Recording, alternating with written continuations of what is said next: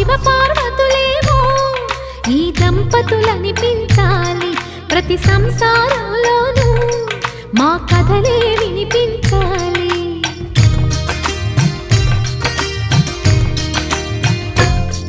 ఆ సిరిని శ్రీహరిని మా జతలో చూపించాలి, శ్రీకాంతుల కొలువంటే మా కాపురం అనిపించాలి. మా ముంగిలిలోన పున్నమి పూల వెన్నెల విరియాలి, మా చక్కని జంట చుక్కల తోట పరిపాలించాలి.